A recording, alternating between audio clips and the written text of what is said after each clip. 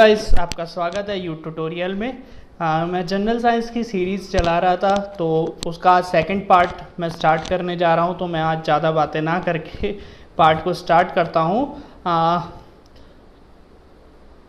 तो general science के second part से हम स्टार्ट करते हैं। कुछ ऑब्जेक्टिव क्वेश्चन 15 क्वेश्चन लेके आया हूँ मैं दोबारा से बाय यू ट्यूटोरियल।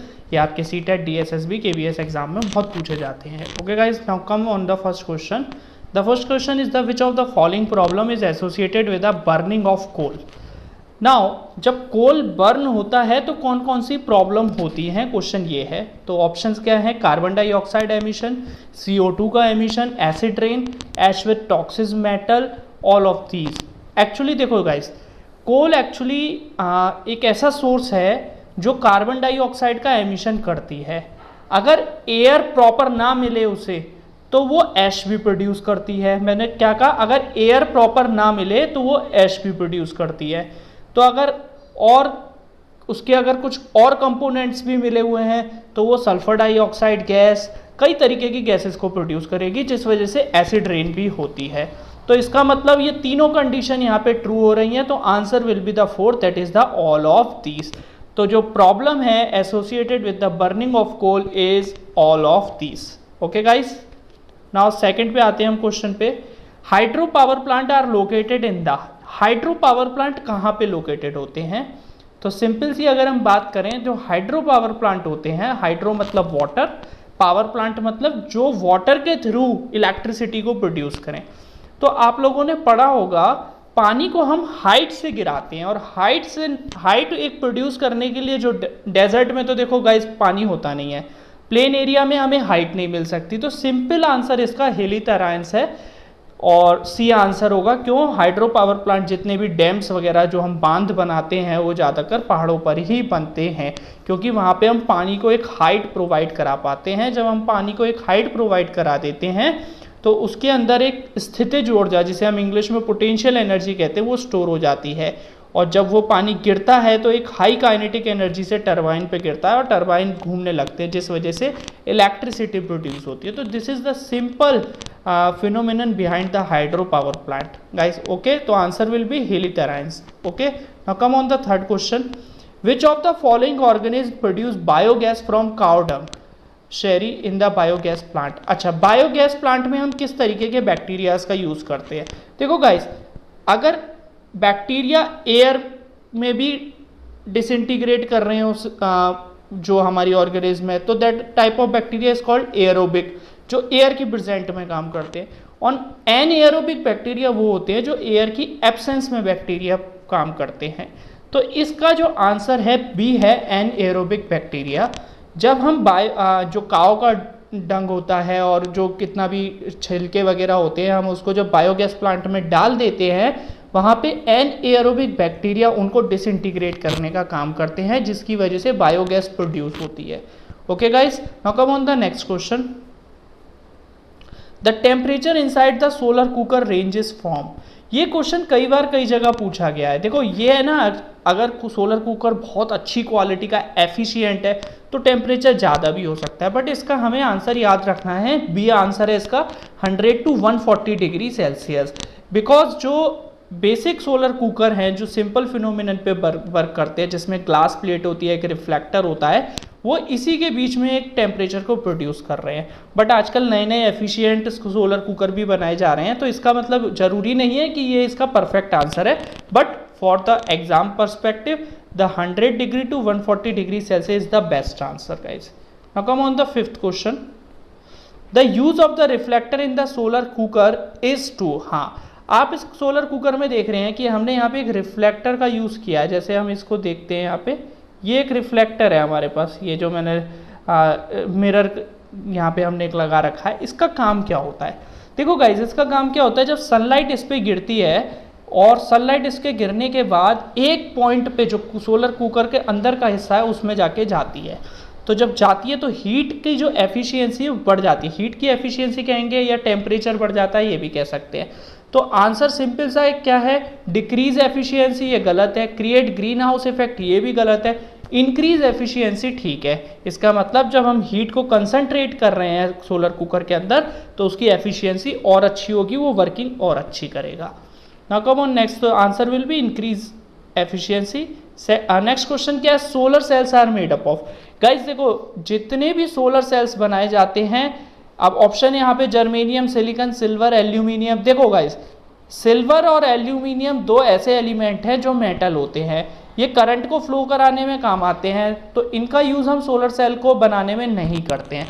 बट जो जर्मेनियम और सिलिकॉन होते हैं ये दोनों सेमीकंडक्टर डिवाइसेस होते हैं, ना तो ये कंडक्टर होते ना ही ये इंसुलेटर होते हैं, इन्हें हम सेमीकंडक्टर डिवाइसेस कहते हैं, जिसमें silicon is far better than the germanium. Silicon ज़्यादा अच्छा होता है, ज़्यादा एफिशिएंट होता है, इसलिए सोलर सेल बनाने में हम हमेशा सिलिकॉन का यूज़ करते हैं। अब आप डायग्राम जो देख रहे हो ये क्या सोलर सेल है? नहीं, ये सोलर सेल नहीं है, सोलर पैनल है, बट इसका एक हिस्सा सोलर सेल है। तो अगर हम ये कहते हैं ये जो डायग्राम है ये सोलर पैनल है, तो क्या सोलर सेल क्या है? तो इसमें जो एक हिस्सा है ये हमारा एक हिस्सा हो गया, ऐसे ही नीचे वाला दूसरा हो गया, तो ये यहाँ पे क्या है हमारे सोलर सेल। तो सोलर पैनल को हम कैसे बनाते हैं? कई सारे सोलर सेल को जोड़ के। तो ये बहुत अच्छा क्वेश्चन है, answer will be the silicon. अगर सिलिकॉन ऑप्शन में नहीं होता तो जर्मेनियम हम कह सकते थे, but silicon is more efficient then the germanium. 7th question देखते हैं, the material used for interconnection the solar cells in the solar panel is. अच्छा ऐसा कौन सा मटेरियल है जो सोलर सेल को जोड़ने का काम करता है सोलर पैनल में? अगर आप इसमें ब्लू सरफेस को देखते हैं तो ये जो ब्लू सरफेसेस है ये सोलर सेल्स हैं इस पैनल के अंदर, बट हमें बीच में वाइट लाइंस दिख रही हैं, क्रॉस लाइंस, ग्रिड्स दिख रहे हैं वाइट कलर के। तो ये जो वाइट कलर के ग्रिड्स हैं ये डायग्राम में, ये हमारे एक तरीके से इंटरकनेक्शन है सेल के बीच का। तो ये जो इंटरकनेक्शन है इसमें हम सबसे ज़्यादा यूज़ करते हैं सिल्वर का। Answer will be the silver. Silicon, silver, aluminium, copper में से आंसर क्या है? सिल्वर का। क्योंकि आप देखो उसकी अब कई लोग कहेंगे यार सिल्वर तो बड़ा महंगा आता है, फिर क्या करें? आजकल हम एक और चीज़ यूज़ कर रहे हैं, हम कॉपर को यूज़ कर रहे हैं बट उसके ऊपर टिन की प्लेटिंग कर देते हैं। तो यहाँ से ये दूसरा क्वेश्चन बना। अगर आपका सिल्वर ऑप्शन नहीं है तो याद रखना tin plating over the copper is also used. तो जो इंटरकनेक्शन के लिए बीच में सोलर पैनल में हम ये वाइट लाइंस देख रहे हैं, ये किसकी बनी होती हैं? या तो सिल्वर की या टिन प्लेटिंग कॉपर्स की। तो ये बहुत अच्छा क्वेश्चन है और इंटरेस्टिंग क्वेश्चन है, कई एग्जाम में भी पूछा जाता है। Now come on the next question, the major constituent of the biogas. देखो गाइस ये बहुत अच्छा क्वेश्चन है, जो बायोगैस में सबसे ज़्यादा किसका पार्ट होता है? मीथेन, ईथेन, प्रोपेन और ब्यूटेन। तो इसका आंसर आपको याद रखना है, the methane will be the answer. जो ब्यूटेन होती है वो हमारी एलपीजी गैस होती है और मीथेन बायोगैस में सबसे ज़्यादा मिलता है। याद रखना, जब मैंने अभी शुरू में बताया था बायोगैस में हम किस बैक्टीरिया का यूज़ करते हैं? Anaerobic bacteria. एनएरोबिक बैक्टीरिया जब डिसइंटीग्रेट करता है, जो उसके अंदर छिलके वगैरह या काव डंग वगैरह पड़ा रहता है, उन सबको जब वो डिसइंटीग्रेट करता है तो उसमें जो गैस मैक्सिमम प्रोड्यूस होती है अमाउंट में, दैट इज द मीथेन। तो answer will be the methane. Okay guys, now come on 9th question, the working fluid in ocean thermal power plant is. अच्छा ये क्वेश्चन बहुत इंटरेस्टिंग है क्योंकि इसका आंसर मैक्सिमम लोग गलत करते हैं। वैसे तो इन ऑप्शन के अकॉर्डिंग आप लोग आंसर सही बता देंगे, बट वैसे कई लोग इसका आंसर गलत करते हैं। The working fluid in ocean thermal power, हम थर्मल पावर प्लांट जो होता है, जो ओशियन थर्मल पावर प्लांट होता है, उसमें हम किस फ्लूइड का यूज करते हैं? तो आप लोगों को याद रखना है answer is the ammonia. A answer है इसका। अमोनिया का हम यूज क्यों करते हैं? देखो वाटर का भी हम यूज कर सकते हैं, बट वाटर को हीट अप करने के लिए, बॉयल करने के लिए, इवेपोरेट करने के लिए, उसको भाप में परिवर्तित करने के लिए 100 डिग्री सेल्सियस टेम्परेचर की जरूरत होती है। बट जो अमोनिया होता है उसका बॉइलिंग पॉइंट बहुत कम होता है, -33 डिग्री सेल्सियस पे भी वो इवेपोरेट हो जाता है। तो ammonia is far better than the water और वो ईजिली इवेपोरेट हो जाता है। देखो टेम्परेचर हो सकता है इसका ऊपर नीचे हो, बट मुझे जहाँ तक याद है जो मैंने बताया है, बट आपको ये याद रखना है इसका बॉइलिंग पॉइंट बहुत लो होता है। लो होने की वजह से ये जल्दी भाप में परिवर्तित हो जाता है, इवेपोरेट हो जाता है, और जब ये इवेपोरेट हो जाता है तो टरबाइन को ईजिली मूव करा सकता है। तो ये भी बहुत इंटरेस्टिंग क्वेश्चन है। The working fluid in ocean thermal power plant is, जो फ्लूइड हम कौन सा यूज कर रहे हैं? Ammonia. Come on the next question, question 10th। हाँ, U-235 will undergo fission bye. अच्छा ये U क्या है पहले तो ये समझना, that is called uranium. Uranium एक रेडियो एक्टिव मटेरियल है जिसके थ्रू हम न्यूक्लियर एनर्जी प्रोड्यूस करते हैं। अच्छा, ये कह रहा है कि यूरेनियम को अगर हम फिजन करते हैं, देखो इसका यूज़ हमेशा पावर प्लांट में यूज़ होता है। कौन से power plant? Nuclear power plant में। और इसका फिजन किससे होता है?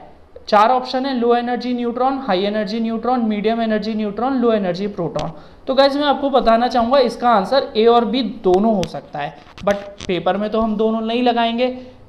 आपको याद रखना है जो लो एनर्जी न्यूट्रॉन्स होते हैं वो इसको ईजिली फिजन करते हैं और 3 न्यूट्रॉन निकालते हैं। आप देखो इस डायग्राम में, देखो एंड में 3 न्यूट्रॉन निकल रहे हैं, एक ये और एक ये।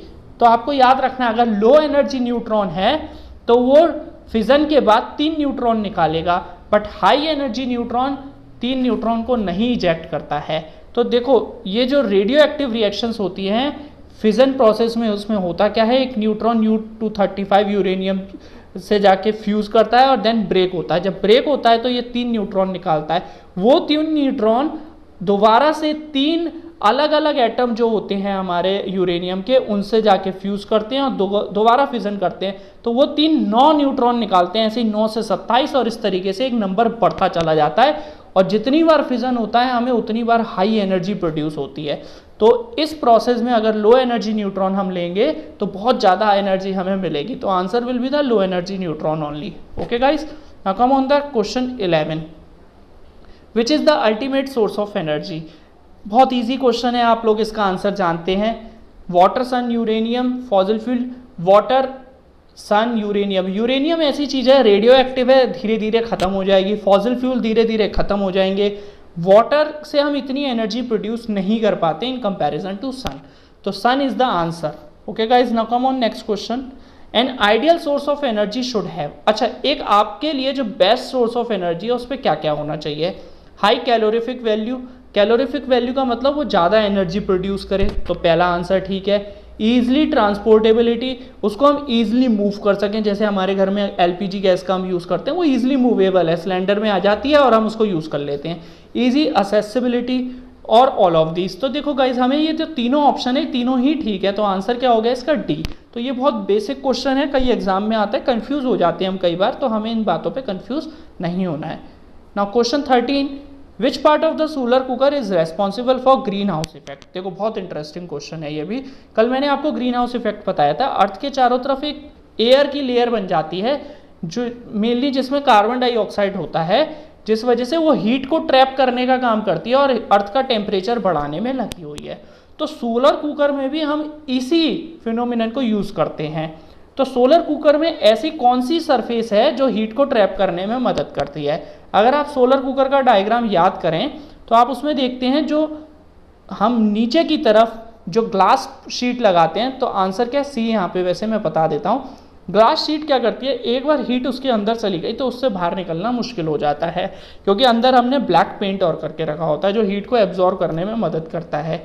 तो जो ग्लास शीट है वो वहाँ पे ग्रीन हाउस इफेक्ट प्रोड्यूस करने में मदद कर रही है ताकि हीट को हम ट्रैप कर सके। तो answer will be the c, glass sheet. Now come on next question, the 14th question, the variety of coal which has the highest carbon content. अच्छा, इनमें से कौन सा कोल है जो हाइएस्ट कार्बन कंटेंट है? देखो इसका आंसर मैं आपको पहले बता देता हूँ। Answer is the A, anthracite. ये सबसे अच्छा कोल माना जाता है जिसमें कार्बन सबसे ज़्यादा मिलता है। बट इससे एक और क्वेश्चन कई बार बनता है लिग्नाइट के ऊपर, ब्राउन कोल किसे कहते हैं? तो आपको यहाँ से दूसरा क्वेश्चन ये याद रखना है, which one is also called brown coal. तो lignite is also known as the brown coal, क्योंकि इसका जो कलर होता है वो धीरे धीरे कन्वर्ट होना शुरू हो जाता है। That is also known as the brown coal. Lignite is known as the brown coal. But जो सबसे ज़्यादा कार्बन किस में मिलता है हमें? एंथ्रासाइट में। तो answer is anthracite. Now come on question 15, unit of calorific value of substance. देखो गाइज ये भी बहुत अच्छा क्वेश्चन है। कैलोरीफिक वैल्यू मैंने अभी आपको थोड़ी देर बताया था, कितनी एनर्जी कोई फॉसिल फ्यूल या कोई फ्यूल रिलीज कर रहा है उसको हम कहते हैं कैलोरीफिक वैल्यू। अच्छा, फ्यूल रिलीज कर रहा है तो एनर्जी रिलीज कर रहा होगा, एनर्जी रिलीज कर रहा है तो answer will be in joule. तो जूल में आंसर होगा तो या तो बी होगा या सी होगा या डी होगा। अच्छा, अब जब हम एनर्जी रिलीज करते हैं तो अच्छा फ्यूल कौन सा माना जाएगा? जो कम अमाउंट में ज़्यादा एनर्जी रिलीज करे या ज़्यादा अमाउंट में ज़्यादा एनर्जी रिलीज करे? तो सिंपल सी बात है, जिसका कम अमाउंट हो और एनर्जी ज़्यादा हो तो वो अच्छा फ्यूल होगा। तो इसका जो आंसर डी है, जूल पर किलोग्राम। मतलब अगर कोई फ्यूल 1 किलोग्राम हमारे पास है और वो 1000 जूल एनर्जी प्रोड्यूस कर रहा है, और दूसरा फ्यूल भी 1 किलोग्राम है और वो 100 जूल एनर्जी प्रोड्यूस कर रहा है, तो विच one is better? The fuel which produces 1000 joule energy in 1 kilogram. तो देखो याद रखना, जो कैलोरीफिक वैल्यू की यूनिट होती है वो क्या होती है? जूल पर किलोग्राम। ओके गाइज, तो यहाँ से हमने आज ये 15 क्वेश्चन पढ़े। ये बहुत इंपॉर्टेंट क्वेश्चन थे, स्पेशली यूरेनियम 235 वाला क्वेश्चन। बायोगैस कंपोनेंट सबसे ज़्यादा मीथेन होता है। फिर एंथ्रासाइड जो हमने कोल का पार्ट पढ़ा, जिसमें सबसे ज़्यादा कोल मिलता है, हमें कार्बन की मात्रा मिलती है। और unit of calorific value, answer will be the D, joule पर किलोग्राम। तो आज जो मैं 15 क्वेश्चन लेके आया, ये भी बहुत इंपॉर्टेंट क्वेश्चन है। ये कई एग्जाम में आ चुके हैं ऑलरेडी।